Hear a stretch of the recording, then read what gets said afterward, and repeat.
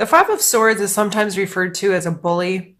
He obviously is victorious here, but at what cost? These people are pretty beat up and he looks kind of like arrogant or gloaty, right?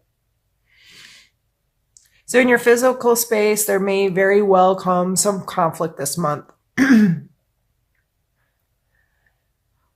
It may have something to do with a potentially new creative idea. So if this is in your workplace and you have had this like aha moment of, the spark of creativity that could really have potential to grow something or change something or like innovate a new thing for your workspace or your company,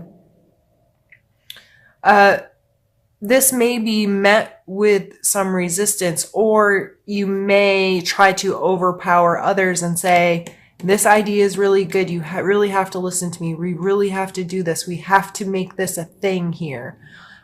So regardless if it's somebody else giving you resistance or you are the one that's kind of forcing it on others, I would just be mindful of how those energies play in your life this month. If you feel yourself being a bully, call yourself on your crap. Be like, all right, I gotta get it together. Just because I think it's a great idea and just because it works for me and I'm feeling like this could really be something amazing, doesn't mean people have to agree with you or will agree with you. I think it's best just to do what you do, be vocal about it, and sharing it, but you don't have to force it on others. And you attract more bees with honey, isn't that the saying? Than vinegar. Pull a card for your emotional space this month.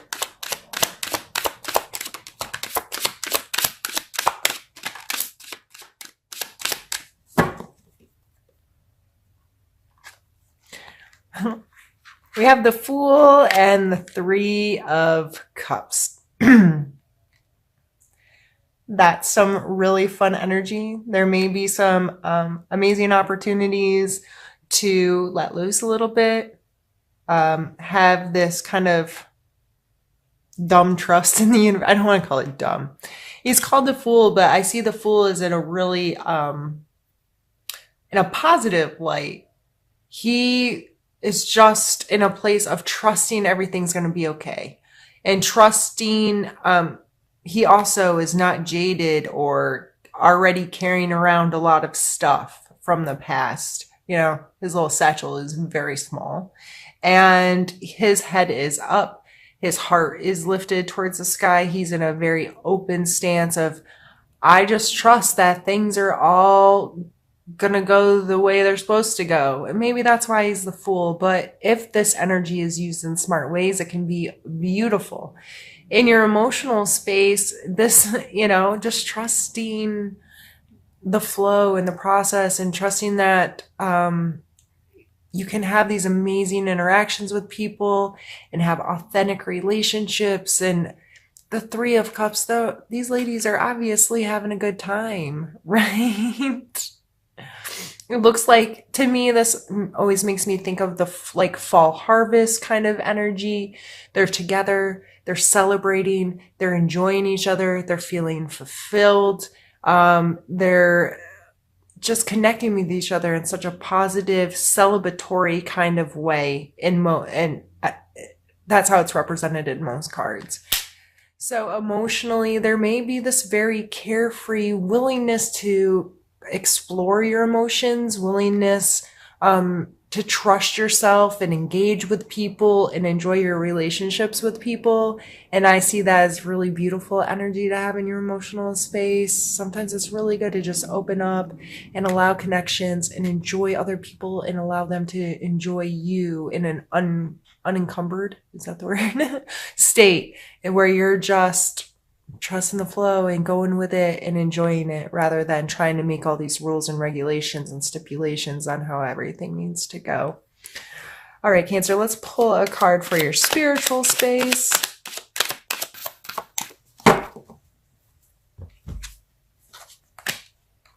Magician and the Nine of Wands. I'm not sure which order they came out in, but it doesn't really matter.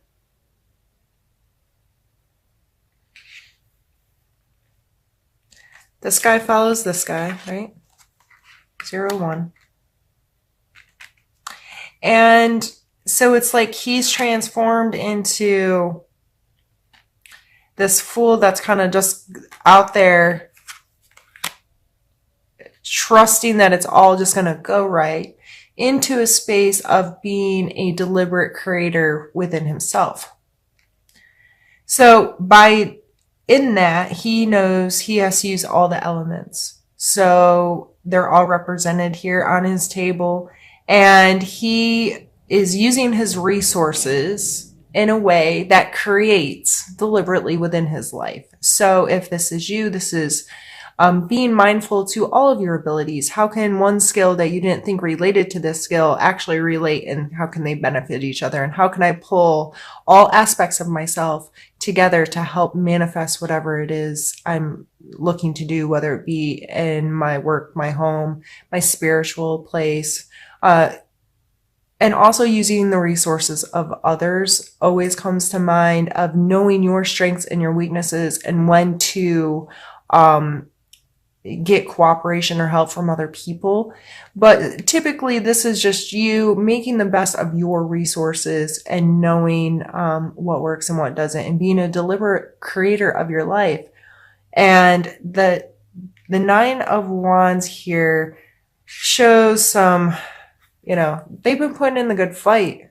They've done the work. They've stood there and defended their space, why ever this conflict was happening. They're still standing. They might be a little beat up, but they are there.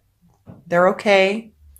And so spiritually speaking, this may feel like, I keep trying to connect to my spirituality and understand it, whether you're religious, have that fits into some kind of mold, or you have more free-flowing spiritual existence, or your spirituality is just self, of connecting with yourself through whatever it is, your passions in life and so forth.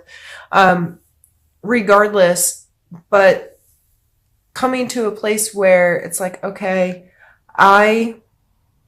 this has beat me up, and maybe this is you beating yourself up for not accomplishing everything spiritually that you think you can.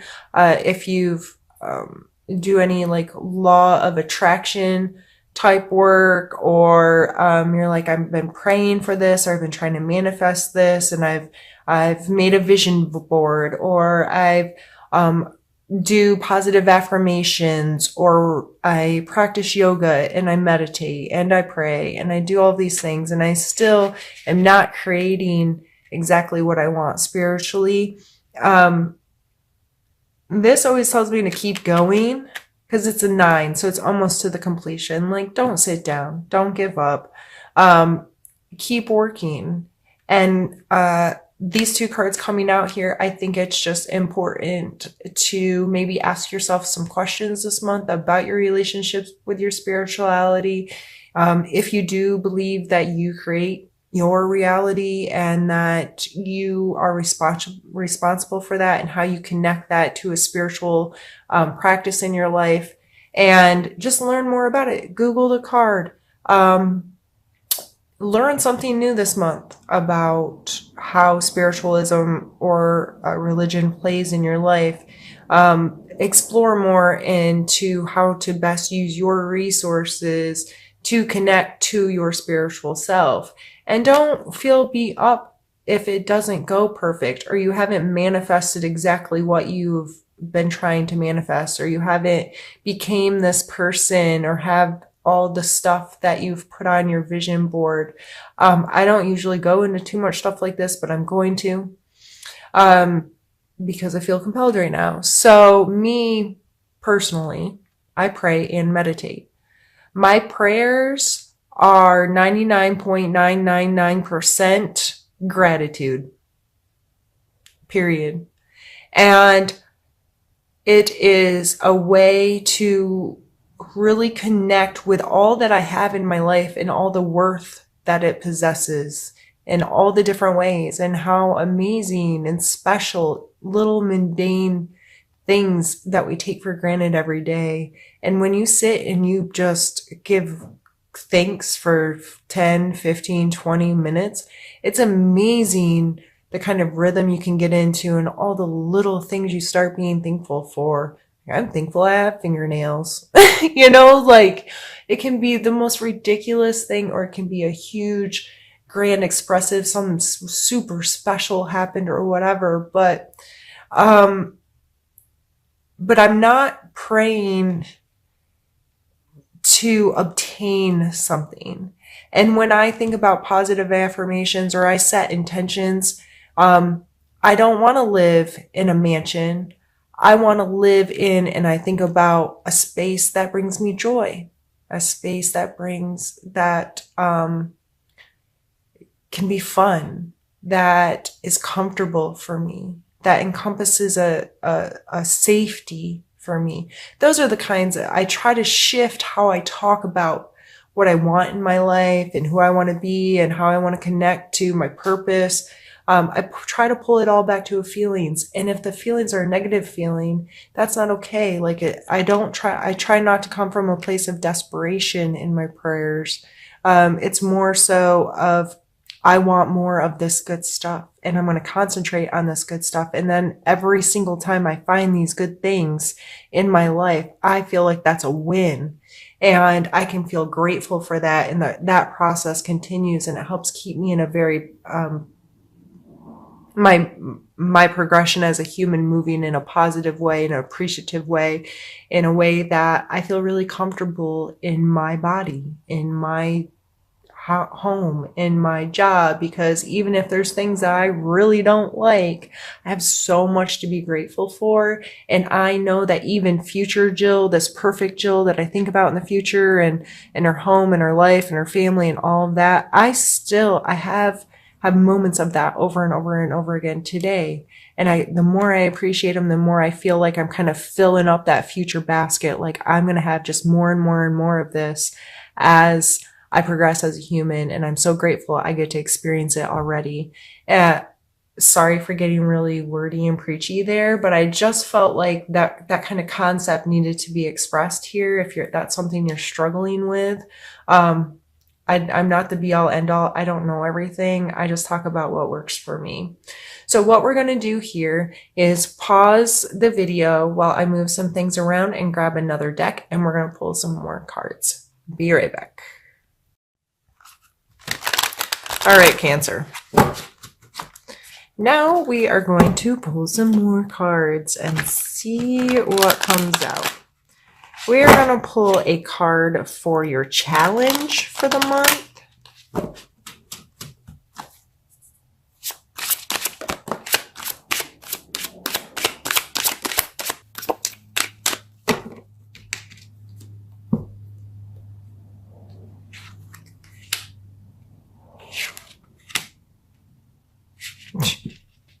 Put it right side up, Jill. We have the Five of Cups and the Sun. The Five of Cups, he is obviously in a position that makes you feel like he's grieving, sad, has experienced some kind of loss, and the cups are spilt over and kind of in darkness. So this card always makes me think about a pause of the moment when you have to start to, you're letting go of something and you are not able to focus on what's ahead because this has really brought you to your knees. This card, however, serves as a huge reminder to not get stuck here. Because in this card, you can see further down this path are these beautiful lit cups and this tower, and it's that's obviously there's good things ahead for this person that's traveling this path, right? So the challenge this month may be you still dealing with the loss of something, emotionally, maybe taking a pause to to put this to rest so you can continue on. And then the sun coming out, the sun is a very joyful, expressive, feeling whole, feeling energized, feeling just beautiful, bright, sunshiny. I wonder how many people think English isn't my native language because I can't speak it. Jeez. So beautiful, sunshiny day where, you know, these people are just like, oh, yes, like that sun, that energy, that fire, that just, it gives us life, literally, right? So even though you have so many positive energies up here, it may be a challenge with dealing with some of this and really getting into a position that you can feel joyful, especially if whatever this loss is here is kind of tugging at your heartstrings. These things can be mutually exclusive, you know. They, just because one thing makes you sad, you've experienced some kind of loss or disconnection or having some kind of grief, does not mean at another point that you cannot be joyful. You cannot experience feeling this wholeness and fulfillment and excitement or whatever, however this fire energy is showing up. I personally, I guess we're getting personal today, Cancer, I'm sorry. I've experienced a lot of grief in my life. I've unfortunately lost some extremely important people at a young age. And I understand getting stuck. And I understand the mindset of, I can't have fun with that. I can't have fun with this because I'm supposed to be sad about this other thing. You're allowed to be happy when you're happy and sad when you're sad. Just because one bad thing happens in the morning does not mean you need to be sad all day. I'm not telling you to not give the respect to your hurt feelings or your loss and take the time when that time is there. But if something shows up, so you're sitting there feeling sorry for yourself and something amazing pops in, hello, da-da-da, wouldn't you throw a smile on your face and greet this energy, this whatever? Or are you going to sit there and be like, oh, I can't be happy to see you because I'm sad right now? That doesn't make sense. Like, they can be excluded from each other in a way where you're not being disrespectful to this energy if at moments you still feel this. And it makes me think of the movie, oh geez, I just lost the name of it. With the emotions and the little girl named Riley. What in the world is that called? Anyway, like in the complex feelings where a feeling can have more than one, or like a moment, her memories could have more than one feeling attached. Like you can be happy and sad at the same time or excited and happy at the same time. Like we're adults, we should understand that sometimes the moments are complex and you can feel loss and excitement or happiness and joy all at the same time sometimes. So, sorry to spend so much time on that. I just felt like we needed to expand a little bit and really get deep in there. Let's pull a card for your, let's see, let's do need to know.